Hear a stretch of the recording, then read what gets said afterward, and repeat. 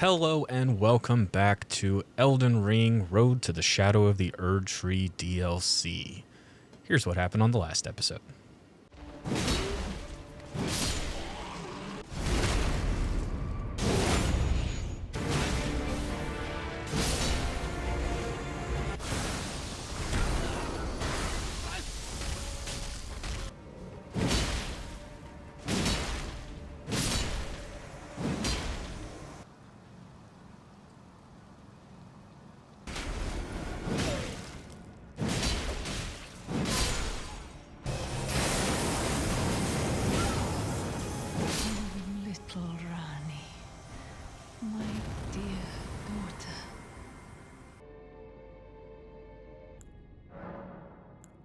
With our new look equipped, we're going to head out to the road to Caria Manor.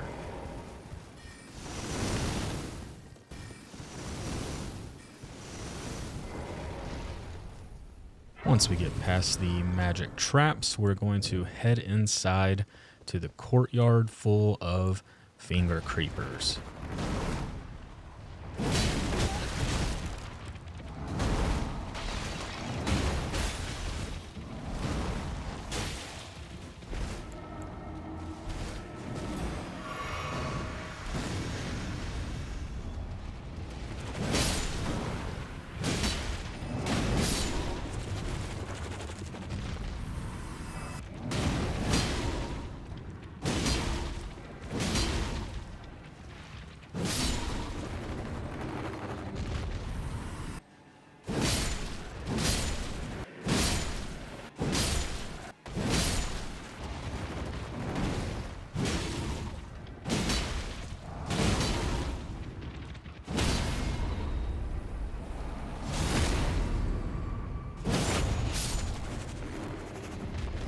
Once we finish clearing the courtyard, we will head up the hill to the next site of grace and the manor walls.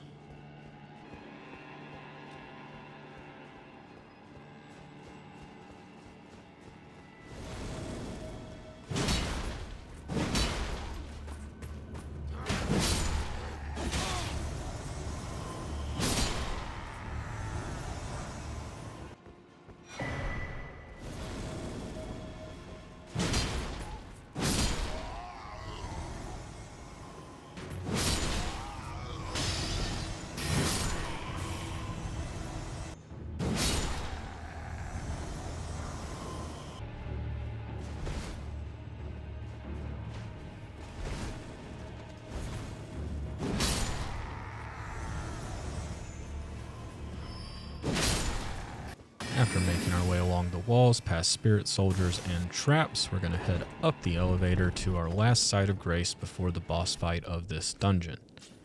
From there, we'll head outside, and we're going to make our way over, sneak up and grab a golden seed, and go ahead and take out this direwolf. And then we're going to make our way into this little staircase. Now, we are going to take a little secret path off to the side. I doubt it's that secret. Most of you have probably seen it if you've played the game.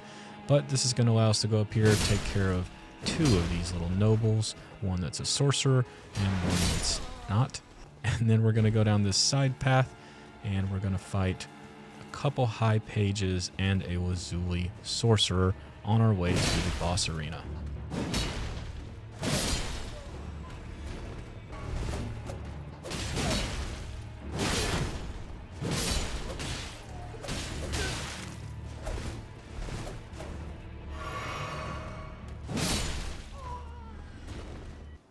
After giving one more of these nerds a backstab with our greatsword, we are going to head into the boss room and face off against Royal Knight Loretta.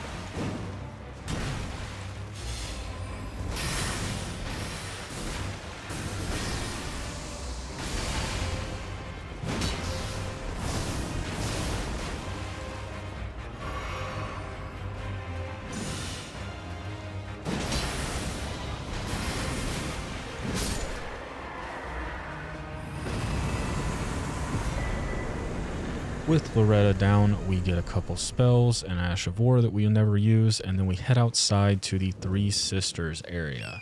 This consists of 3 towers, obviously named after 3 different sisters. We have Rena, we're going to have Ronnie's, this one being the most important because we're going to head upstairs and talk to Ronnie's doll.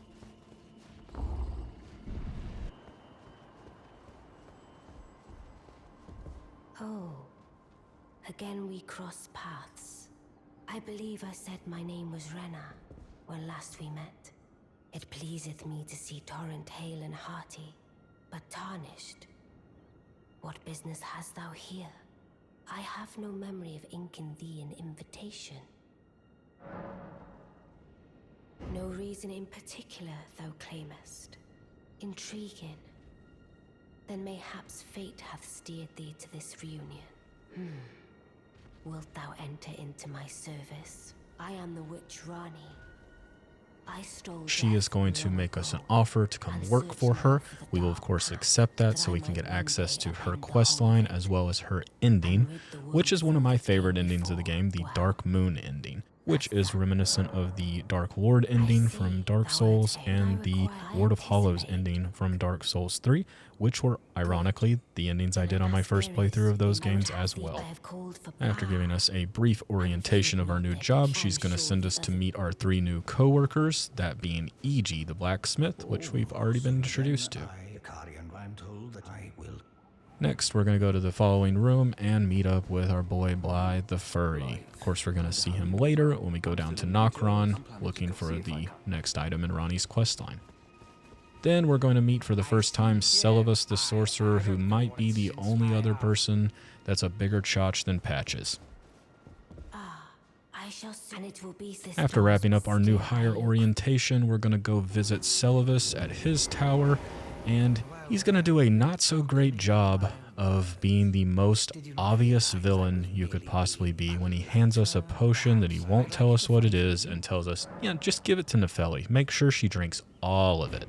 So instead of doing that, because we don't really care about his quest line, we are going to give that potion to Gideon, and he's going to get his comeuppance. Then we're going to head to the top of his tower and pick up yet another memory stone that we will never use because we only need 2 for our run. After wrapping things up at the Three Sisters, we head over to the ravaged ravine side of Grace and head straight to the back of the ravine, where we will find a bunch of land squirts, as well as a golden seed and a smithing stone 3 that we'll use to upgrade our weapon in a little bit. Before we do that though, we're going to head over here, grab the Grace, head up the ladder, and begin the journey to Altus Plateau. This path is one of 2 and is called the Coward's Path by a couple of PCs earlier on, but it's going to allow us to get there without doing the Dectus Medallion. Normally I would do it that way, I just have not gone and got one of the halves of that yet. We're going to be doing that on our next episode when we work our way through Caelid. The reason I'm doing it in this order as opposed to kind of the way the game expects you to do it is because I want to get to the top of Altus Plateau and get a Site of Grace before going to Caelid, because that Site of Grace in Altus is what triggers the start of the Radahn Festival. So rather than having to come do all this after getting 90% through Caelid, we're going to do it ahead of time. That way we can just knock out Caelid in one fell swoop.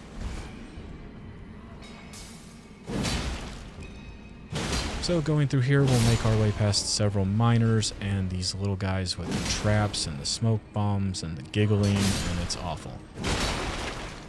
Once we get through here, we are going to be at the Ruin-Strewn Precipice. It's going to be kind of a loot collect-a-thon as we make our way to the boss of the Ruin-Strewn Precipice.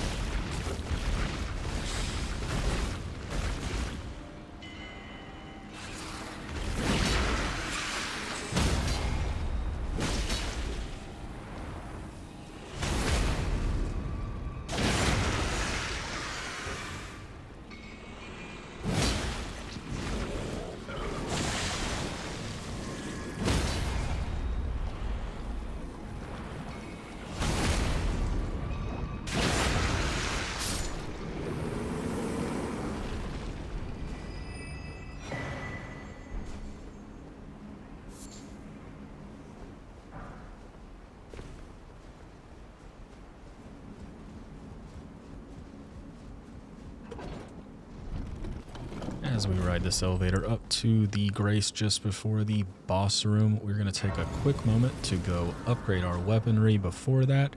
And as we get back to Round Table Hold, we experience the invasion that occurs after you have gotten 2 Great Runes. So we're going to face off against Insha, and this is going to give us our armor until we get later on into the game. It is not better than the banished armor we're wearing, but it's for the drip. I mean, this is Fashion Souls at the end of the day when you're doing a Guts-themed strength build. After taking down Insha, we're going to get his claw weapon as well as the armor set over here where he was posted up earlier. After that, we go grab a couple items we need, like a stone sword key from the twin husk maidens, and then we're going to go put on our new armor. After some quick inventory and putting on our new armor, we're going to head in here and talk to Inia. She is going to see that we have 2 Great Runes now and give us a 3rd talisman pouch. This, of course, is going to really unlock our damage potential because now we can wield the Claw Talisman, which will give us that damage boost to all of our jump attacks, which, as you can remember, we do a lot of those with this build. And now that we have our damage as high as we can get it here, we're going to head over and upgrade our greatsword to plus 14. And that is unfortunately where we're going to wrap up today.